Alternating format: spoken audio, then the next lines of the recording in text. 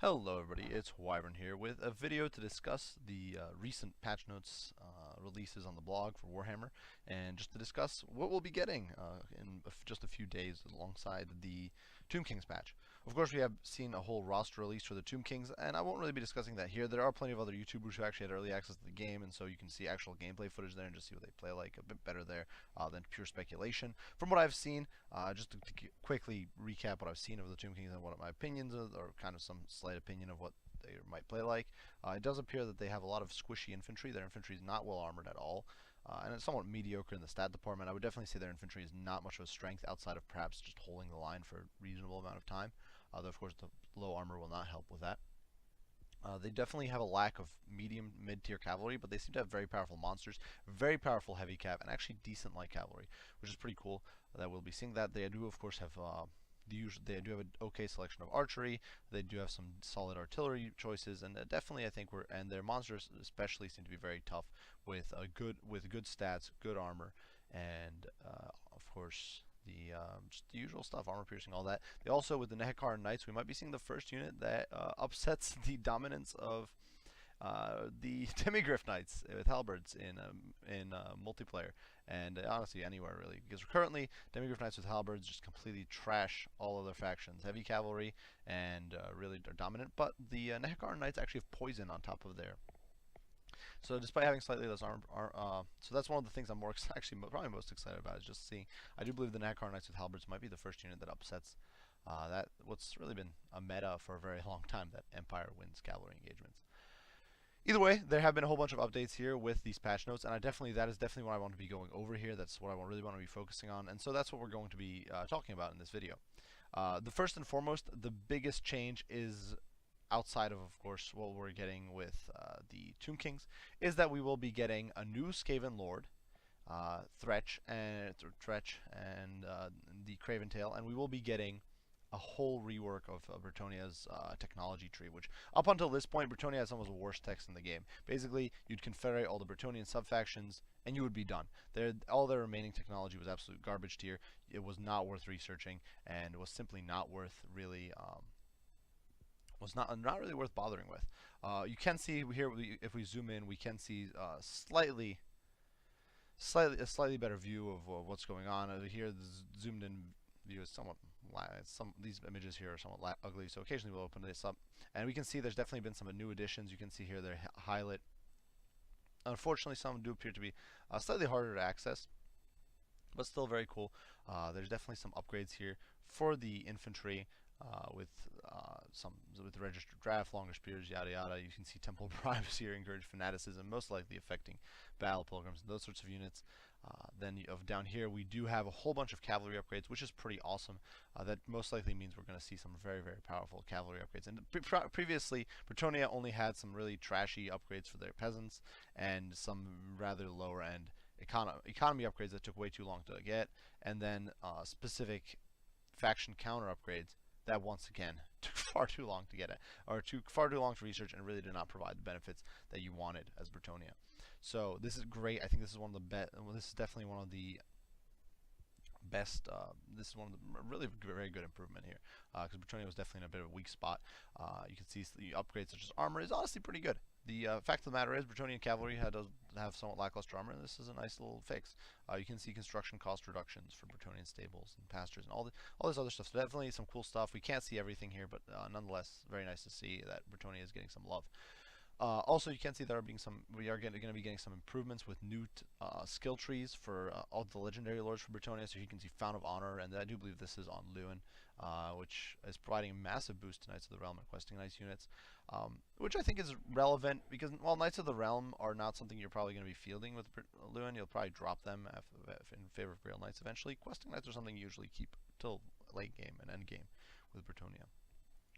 We're also getting some new structures, which is very cool. I'm just going to go through the list here. I'm definitely not going to focus on everything. I'm not going to go over the bug fixes or things like that, because that's something you can read on your own, and it's generally, I think, just nice to see that there's bug fixes, but nothing too significant there. But regardless, 4 new buildings. We are getting what is the Peaks of Paravan, which is most likely going to be a buff, or some sort, which is most likely going to provide some sort of buffs and upkeep reductions to Pegasus units. You can see the Forest of Laurelorn, which are in Salzmund, and this is up in the Empire in the I do believe it's up in Nordland, and so this is rather significant. I think could potentially be very significant buff. I don't know if this. So one of the things I'm not entirely sure about is if Salzman is going to become a more normal settlement for the Wood Elves, or the Forest of Averlorn is simply going to be like another one building outpost. So definitely something I'm a little not sure about, but I'm definitely looking forward to.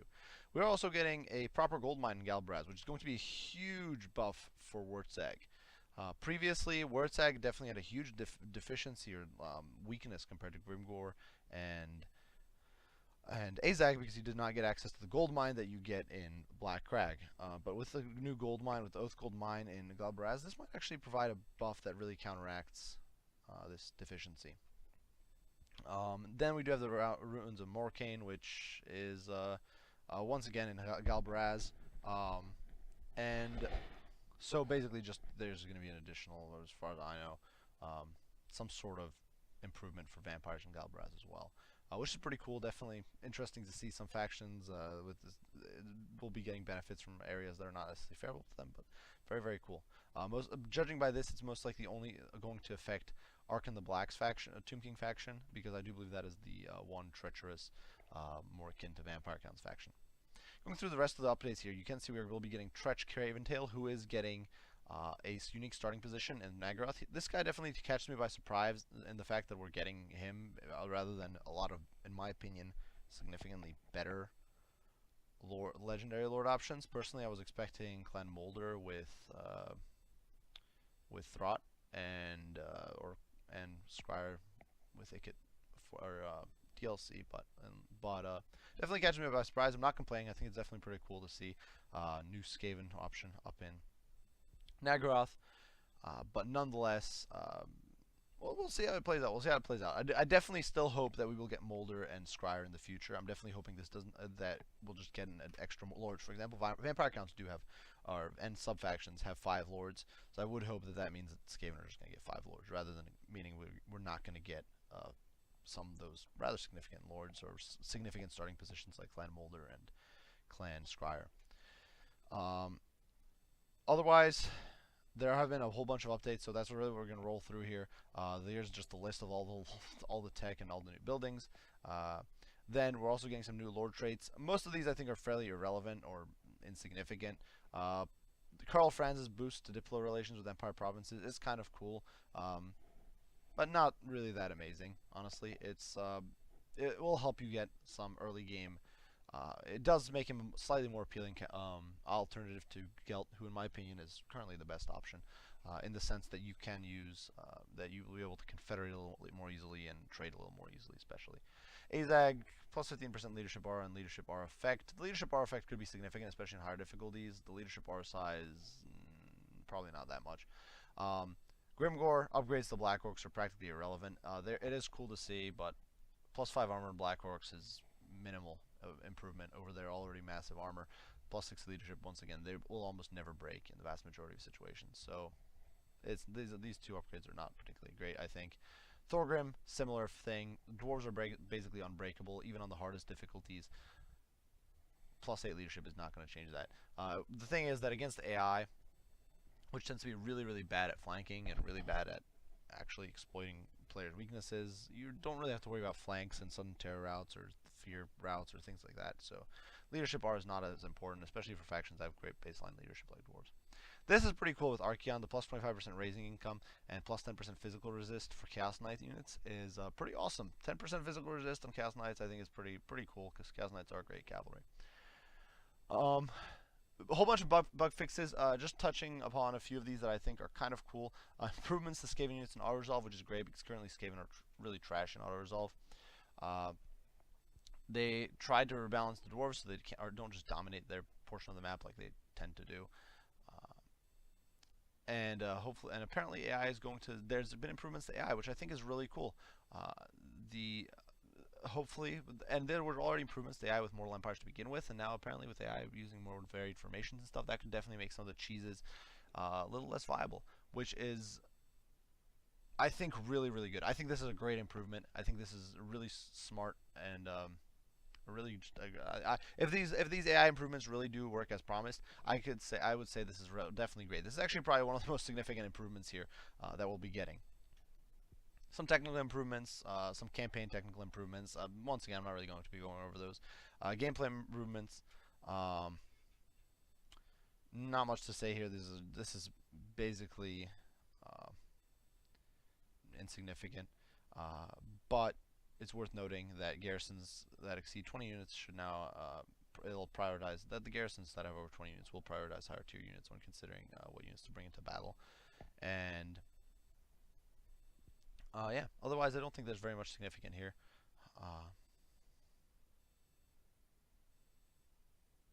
And the one other significant improvement: recruitment cost for Bestigors for Kazrak, which I think is really good, because prior to this, Kazrak had I do believe a 4% cost reduction for Bestigor recruiting, which is beyond terrible. That is a really pitiful reduction, and 30% is rather significant. Though thanks to their long recruitment time, I still don't think it makes them worthwhile. Once again, more gameplay more improvements to fixing glitches, that sorts of stuff. Not much that to say there. General improvements. Once again, not much to say there. There's a whole bunch of bug fixes, and there's a whole bunch of just appearance issues and things like that fixed. And that's not really something I want to discuss too much here. Basically, just bug fixes. Once again, more bug fixes, and definitely there were quite a few bugs, so it's gonna be nice to just see them fixed. But still, nothing too important. General AI, some AI changes, and I think this is pretty cool. Auto resolve is being reworked, which is good because auto resolve was pretty trashy previously. I'm hoping this fixes auto resolve while not making it the de facto easy win button that it was in 1. So definitely hoping for that. Norska has reduced income and reduced financial budget, which should make it much harder for Norska to be that constant, frustrating nuisance that it is currently. If you're playing, especially if you're playing as Bretonia, for example. Then greenskins, just some reworks on their fightiness. Previously, greenskins would often start collapsing due to low fightiness, so this will hopefully counteract that a little bit with their steady low increase. And increased recruitment capabilities does sound kind of cool, and because the greenskins before were definitely some rather lackluster, and this could hopefully settle the problems that we're currently seeing between greenskins and dwarves. Difficulty changes. There's been reduced upkeep bonus for AI, removed economy bonus for AI, which is interesting. I would have actually rather liked to see that the human player gets upkeep bonuses are changed back to what they were in 1, or upkeep effects, because right now when you play on very hard or legendary, it's rather RPG-esque in the sense that you can't field too many units, and I definitely don't enjoy that. This is one of the changes. This is probably the one change here that I really don't like. The reduction to melee defense gained from unit rank increases, combined with minor cost increase to unit rank increases, could potentially, and of course we will see how this works out, but it is one of those things that really frustrates me because it could potentially make veterancy, which has just become useful in quick match and customs, to go back to being useless and basically never picked. Because previously in Warhammer 1 you would almost never see people take veterancy. Right now there are actually several builds or several types of unit builds where it's actually worthwhile to do that. And so if this change is as severe as I'm worried it could be, then it would definitely kind of reset rank increases to being useless. Otherwise here I think it's there's not much to say. Some changes to breath attack cooldowns. Flammable units now only have 25% flame weakness, which I don't think is the right decision. Generally, I think because fire does act as physical damage, it is at least being somewhat counteracted by physical resistance on a lot of the flammable units. So I definitely think that's not the greatest idea, but it's okay. Definitely not the end of the world. Some category caps, max of 9 for missile infantry, monsters, beasts, chariots, and doom wheels are now limited to a max of 2, which previously I thought they were limited to maybe 3. You wouldn't see that many doom wheels anyway usually, but regardless, interesting to see. And definitely they're trying to force armies to not do, or force players to not use, it seems, armies that are built around support units. The one thing I'm not too happy about here is that I'm not sure if this is just going to be max of 9. If it's a max of 9 for all these units combined, I think that's definitely a bit of a problem. I think that's a little overkill of a limitation. So we'll definitely see how that plays out. As far as unit balancing goes, now there's been a lot of unit balancing. I'm not going to touch on everything here. I'm just going to touch on what I think is significant and what I think is going to have a serious effect. You can see the Beastmen, for example, here. I'll just touch on every faction, essentially, and just discuss things a little bit. For the Beastmen, not much has really changed. The only significant change I would say has happening is that they're getting extra speed and melee stats on the Gores and Gorehordes with shields. Centaurs are getting a slight nerf in most ways, though nothing too crazy in my opinion. Ungors are getting a little weaker, but cheaper. The Bestigors are getting a little more expensive, but none of these are, I think, too terrible. The main difference here, I think, is the Cygor is getting a nerf to its marksmanship, which should definitely help bring it down to size. There's also a separate nerf that I saw somewhere here. It might be down in the spell section. The summoned Cygors will now be taking, will now disintegrate 20% faster, I do believe it is. For Bretonnia, some pretty significant improvements. Extra HP per model, plus 1 or plus 2 HP, but it can actually make some difference, especially when you've got 90 models in a unit. All the men-at-arms and spearmen-at-arms and all those are getting cheaper, which is very nice. Foot squires are now slightly faster. I do believe a lot of the speed nerfs have been undone, or somewhat undone. Great swords are also a little bit quicker now. You can see peasant bowmen are now cheap, with fire arrows and pox arrows are now cheaper, which is great. And you can see we're getting an extra point of AP damage on the fire arrows, which is probably more significant than the external roll damage. You can see Knights Errant getting a slight bonus. Questing Knights getting a slight boost to just their consistent melee attack stats. Grail Guardians, similar effect, or we're gaining some AP damage in exchange for regular damage, and I think that's really great. That's definitely going to be very powerful. You can see the Questing Knights here getting a boost to both their normal and AP damage. You can see Grail Knights here. Extra AP damage is always good. And there are some losses here and there to melee attack or charge bonus, but I think that none of that is too crippling. Strangely enough, Grail Guardians are going up in cost, which I'm not sure is the right move. I don't think Grail Guardians are honestly worth that much. They're a good unit for sure, but I don't think they deserve that sort of nerf. Mounted Yeoman Archers, slight buff. Not much else to say here. Pegasus Knights are a little more mobile. Slight change to Royal Hippogriffs. I don't think many of these are particularly important. This is probably the most significant change here, is that the Green Knight now has armor piercing damage, which is pretty cool. He also has no armor, which, given that he does not have the usual ethereal effect of, I do believe, minus 75% physical resist, I think it's actually only minus 40% on him. Will make him rather squishy, but much more damage oriented, which could be pretty cool. He's also a little cheaper now. Going through further, we can see Chaos is getting some overall buffs. I don't think the Chosen buffs are still adequate to make them viable, especially given that the Chosen Great Weapons are going up in cost. I actually think this is definitely the wrong way to go. I think Chosen are still just not worthwhile in most situations. They're just not tanky enough, and they're not immune to psychology and all those things. Chaos Warriors, interesting buff to melee attack, definitely could make them better at dicing units up. Some buffs to the Marauder Horsemen, kind of cool. Nothing too significant, I don't think. Chaos Knights getting slight buffs. Chaos Knights with Lances, a little bit extra AP. I don't think many of these are important. The Hell Cannon here is definitely a significant change. It's going to become much more accurate, and so it's going to become much less important to directly control it to get the maximum effect. A little less ammo is not going to make much of a difference because it doesn't fire that fast to begin with.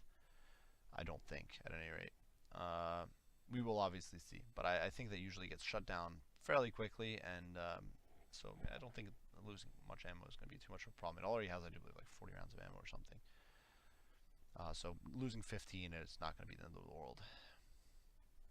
Manticore is still useless, in my opinion. You can see there's been some changes to its attack interval, some bonuses to its damage, and all that sort of stuff, and it's definitely cheaper. But as it is a flyer with low armor, low HP, and rampage, I think it's a terrible unit still, not worth bringing. Dragon Ogres, some changes, but nothing too significant. You can see Kolek, though, is much more expensive. That could definitely be a serious change. You can see also Archeon is getting buffed damage-wise, which could make him much more viable, and he's not going up in cost, so that could definitely make Archeon more appealing. So, similarly, Sigvald, though a little more expensive, is also getting much better at damage. One of the interesting points of note is that supposedly we will be it will be much harder, and I forget where it was. There was definitely a note of this here that Lords on Foot will be much harder to knock around. It is somewhere here in the patch notes. I'm not entirely sure where, but there was a promise that Lords on Foot will be harder to knock around, which will make them a little less survivable on one hand, but at the same time will mean they can actually get some hits in, and that can make, for example, Grimgor more viable. For the Dark Elves, increased costs for Black Ark Corsairs, Shades. I don't think this is necessary. Shades aren't that good right now in a quick match, although definitely pretty solid. Witch Elves, some changes. Given that they rampage, I don't think the poison speed debuff is that important.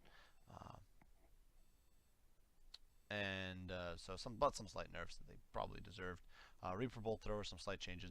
Honestly, nothing too important here for the Dark Elves, except for the fact that Seraphon is now a lot more expensive, and Dragon Mounts in general have gone up in cost a lot. So dragons are definitely going to strain your costs a little more, and so definitely not much to say out there. For the Dwarves, huge mass buffs for most of their units. Iron Breakers plus 70 mass, plus 40 mass for Longbeards, which is going to make it much harder to plow through them.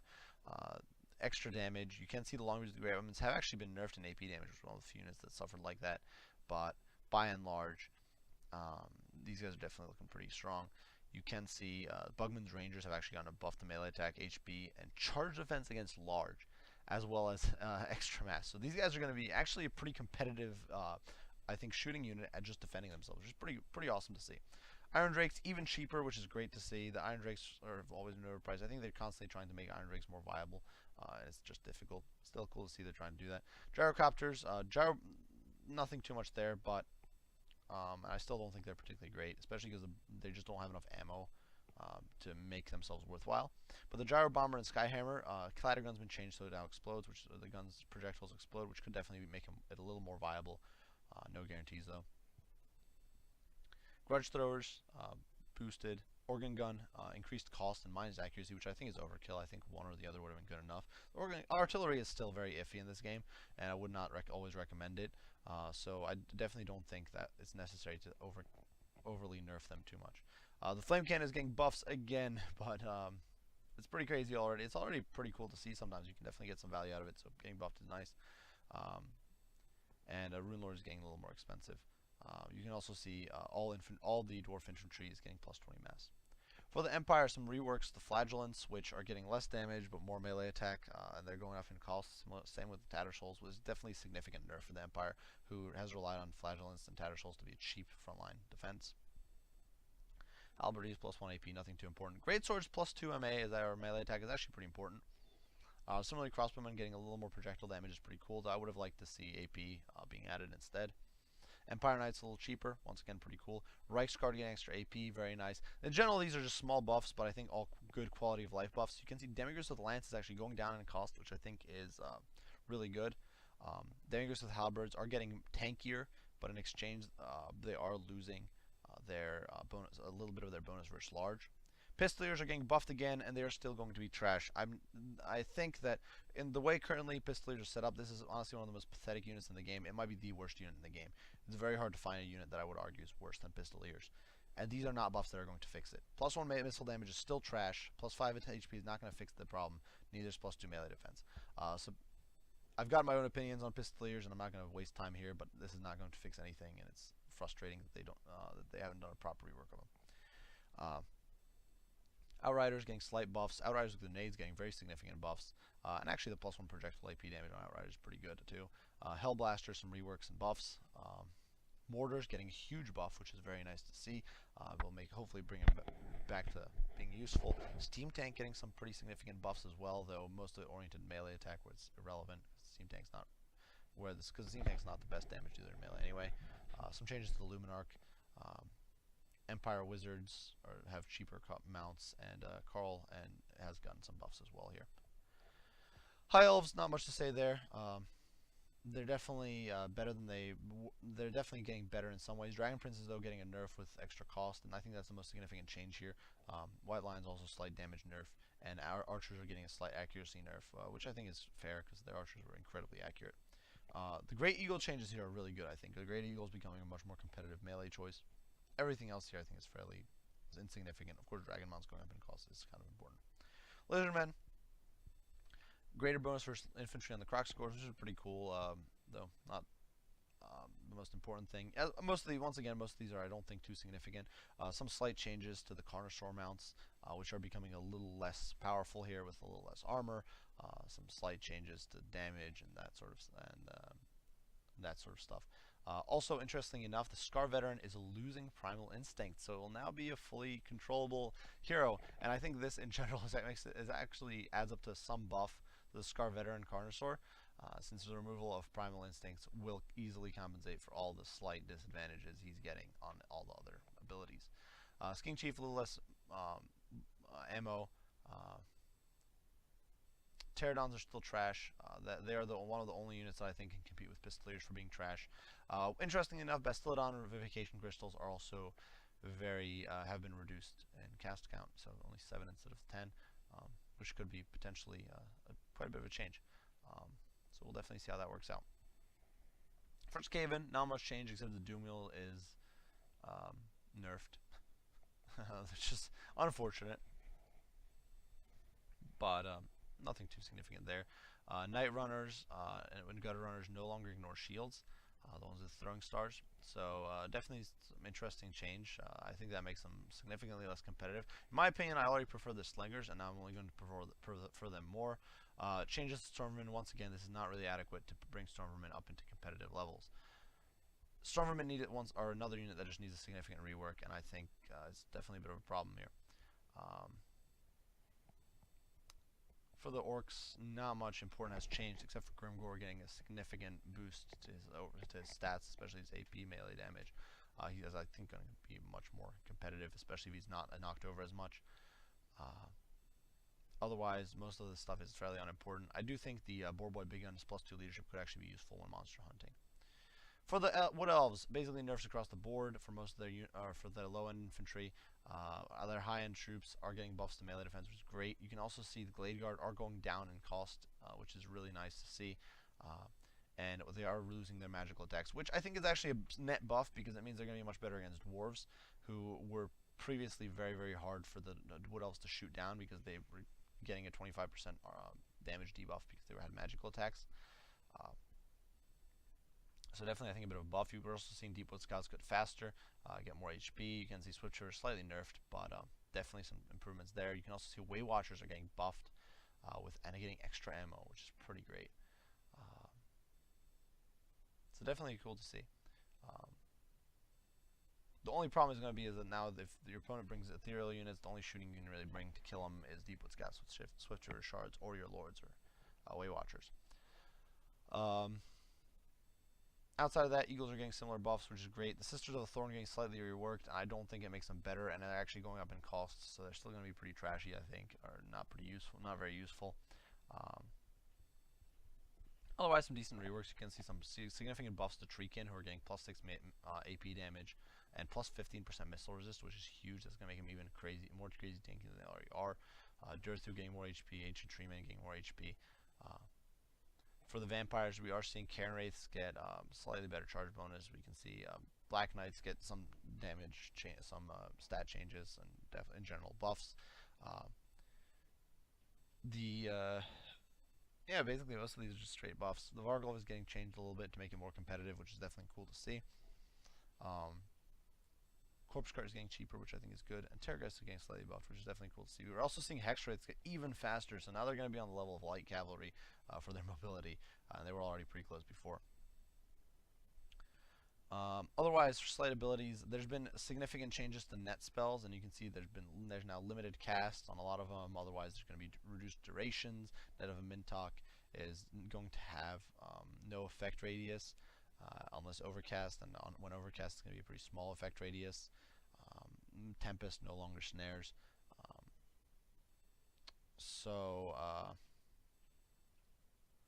Definitely nothing too crazy here. You can see some jokes here and there, Mark of Cornflakes. But in general, these are definitely nerfs to a lot of basically every snare there is. Definitely a bit of a disadvantage. Some changes to spell costs. The most significant thing here, I guess, is that the Piercing Bolts of Burning are going to be better against elite units, and Cygors Unbind a little faster. So then there's some slight modding changes. That's really the most significant stuff that's going on here. I think that's all there really is to say. Definitely some pretty crazy changes. And perhaps I'll do a separate video on this. There are a handful of really bad units right now that I think need a serious fix and looking at, and I might do a small video discussing those separately from this. And otherwise, though, I think most of these reworks are very, very good ideas. I think they're very. This is plus minus. The small changes are good. The only significant problem or bad idea that I think is going on here is the change to the veterancy improvements, because I think veterancy is very important. Right now, it's actually been made competitive and useful in quick match, whereas before it was worthless. So I think it's not nice that it's getting nerfed. But everything else here I think is pretty cool, and I think definitely the buffs and changes, the balance are largely right on point. From my quick match perspective, and of course from a campaign perspective, great improvements all around, especially the Bretonnians, but also in just getting a new spawn for the Skaven, new buildings, all that sort of stuff. So I do hope you guys enjoyed this video. I hope you found it informative and kind of touching on the key points of this new patch, and this way you can also see my insight on what I personally think of this patch. I think. And yeah, I hope you guys enjoyed it. I hope you found it informative. If you have your own comments or your own remarks, be sure to share those down in the section below, the comment section below. Yeah, definitely looking forward to Tomb Kings. We only got 5 more days. Definitely looking forward to your guys' feedback, and I hope you guys enjoyed. And I will see you all in the next video. Wyvern out.